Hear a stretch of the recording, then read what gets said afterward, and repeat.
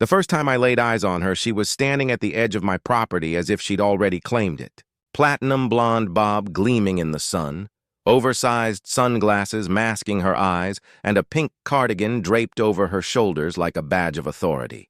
That was Karen Walters, self-appointed monarch of the Willow Creek HOA. She had moved into the freshly built McIntyre Hills subdivision, which sat right next to my family's 150-year-old ranch, a rugged stretch of land handed down from my great-great-grandfather.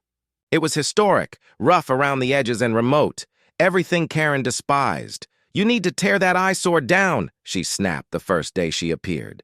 "It's dragging down the value of our homes." I'd laughed at first, not to ridicule her, but because I honestly thought she was joking. My ranch was on private property, 2 miles from her subdivision, and completely outside the HOA's jurisdiction. But Karen didn't respect boundaries. She looked at my cabin, my weathered fences, my land, and decided she wanted it gone. Over the following months, the harassment began. Anonymous complaints about unauthorized structures, mysterious code enforcement visits, even drones air-buzzing low over my fields. Karen wasn't just trying to shut my ranch down. She wanted me off the land entirely. But then she went too far, crossing a line no one should ever cross. It was a quiet Thursday morning when I heard gunshots echoing across the back pasture. Not hunting season shots. These were sharp, reckless blasts, way too close to my livestock. I grabbed my rifle, hopped on my ATV, and tore across the field toward the noise. That's when I saw them, a group of camo-clad hunters, 6 in total, marching right through my land like it was some kind of public game reserve. "No permission, no tags, just arrogance and loaded rifles. Y'all lost?" I shouted as I pulled up beside them. One of them smirked. "Karen said this place was abandoned." My blood ran hot. "Karen sent you?" They didn't answer, but their silence was all I needed. I radioed Sheriff Tom immediately, but before he could respond, something far stranger unfolded. From the tree line behind my old barn, the cabin door creaked open, the one everyone assumed was just a storage shed. Out stepped a man in a black tactical vest. Then another. And another. In seconds, over 50 federal agents poured out of the cabin like they'd been waiting for a cue. The hunters' smug expressions drained into pale shock. Karen had no idea who she was playing with. The agents fanned out in perfect formation. No yelling, no chaos, just crisp, trained movements that screamed professionalism. The leader, a tall, broad-shouldered man with a salt-and-pepper beard, stepped forward. His vest bore the letters FBI Counterintelligence Division. He gave me a slight nod. "Mr. Hawthorne?" I nodded, still gripping my rifle. "Yeah, that's me. You may want to step back. We've been tracking these men for a while." He gestured toward the hunters, whose rifles now hung limply in their hands. I blinked. "Wait, you knew they were coming?" The agent lowered his voice. "We've been running a long investigation into Karen Walters. Her HOA has been a front for a smuggling network. What she didn't know was that your ranch has been our perfect observation post. That storage cabin you built back in '09, we upgraded it." My stomach dropped. "You're saying the FBI's been living on my land?" He offered a small, almost sheepish grin. "Rent-free. Sorry about that, but we had to keep it quiet. You were never in danger. In fact, you've been helping us more than you realized." Within minutes, the 6 hunters were disarmed and zip-tied. One started to protest but was silenced with a single look. Black SUVs appeared seemingly from nowhere along my dirt road, and the agents loaded the men inside. I stood frozen, trying to process it all. "And Karen?" I asked finally. The agent's smile thinned. "She'll be next." As the last SUV disappeared down the road, he handed me a card. "We'll need you to come by the field office tomorrow. Nothing serious, just some affidavits to sign. We'll clean up the cabin, too." I watched the agents vanish into the trees, leaving my ranch as still and quiet as before. Walking back to my porch, I sat down and stared out over the rolling hills. Karen had sent armed hunters to scare me off my own land, and instead she'd walked right into the jaws of a federal sting. That night, I couldn't sleep. Not from fear, but from shock. My little corner of the world, the ranch I'd fought to protect, had become the center of a takedown operation. And Karen? She had no clue what was about to crash down on her. By Friday morning, word was spreading like wildfire, though no one knew the full story yet. Neighbors only saw blacked-out SUVs and stern-faced men combing the property. Meanwhile, Karen strutted through the HOA like a peacock in pearls, blissfully unaware she was next on the chopping block.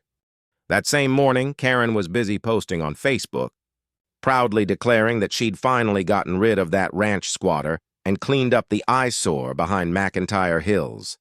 Her followers cheered her on in the comments, most of them gullible enough to believe every word. What she didn't realize was that the FBI had been stacking evidence against her for months: surveillance footage, wire transfers, shady real estate deals. They had the full picture.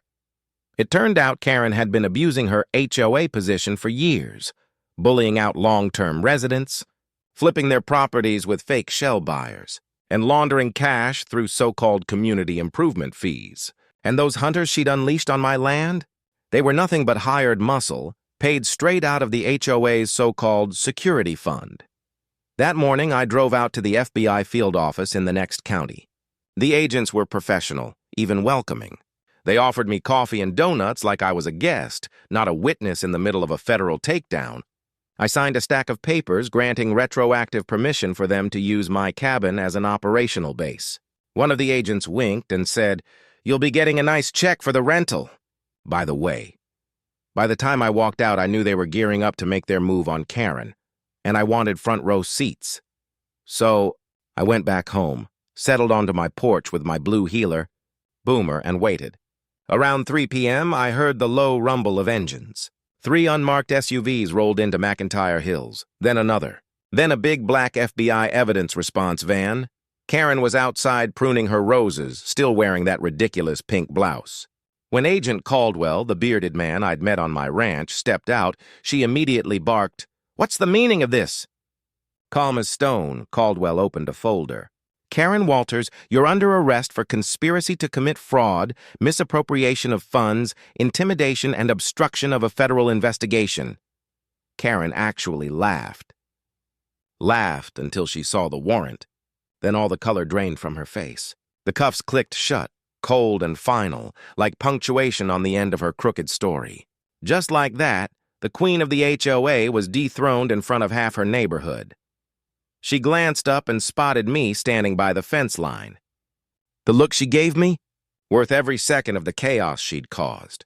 By nightfall, the news was everywhere. Local HOA president arrested in multi-state fraud ring.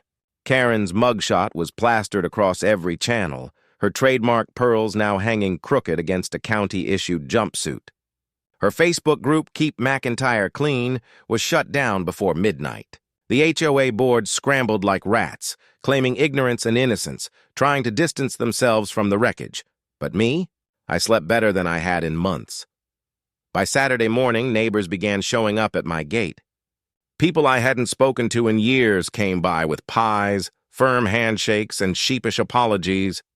"Didn't realize what you were up against, Jack," Old Man Tanner said, tipping his cap. "You held your ground, and for the first time they finally understood what my ranch meant. Not just to me, but to the spirit of the land itself. My great-great-grandfather had built this place with raw hands and grit. Every post, every beam carried history. For generations, I'd defended it, from greedy developers, from red tape, and now from criminals hiding behind HOA rules. What surprised me most was what Caldwell told me later during a final debrief. The FBI had flagged my ranch years earlier, not as a threat, but as a resource. Its seclusion, elevation, and location made it ideal for surveillance. They never expected Karen's reckless schemes to stir the pot so violently. "If she'd left you alone," Caldwell admitted with a smirk, "we might have taken another year before making our move." I chuckled. "So in a twisted way, I should thank her." "Not unless you enjoy writing letters to prison," he shot back. Before leaving, he handed me a sealed manila envelope. Inside was an official letter from the Bureau acknowledging my cooperation, a tax-free compensation check, and a signed commendation from the assistant director himself. I framed that letter and hung it inside the cabin, not out of pride, but as a reminder that some things are worth defending, no matter how fast the world changes. Karen got 15 years without parole. Her hired hunters took plea deals. The HOA disbanded. And my ranch? Still standing strong, safer than ever. Sometimes people ask if I'll sell now that the land has made headlines. I always smile and say, you can build 100 McIntyre Hills, but there's only one Hawthorne Ranch, and if you ever take the gravel road past the old oak tree, you'll see a blue heeler napping on the porch. Know this, you're standing on ground even Karen Walters couldn't touch. So if you've ever crossed paths with an HOA Karen who just doesn't know when to quit, then you know exactly how wild it can get. Hit that like button if you enjoyed watching her downfall, drop a comment telling me what you would have done, and don't forget to subscribe. Because trust me, the Showdowns only get crazier from here.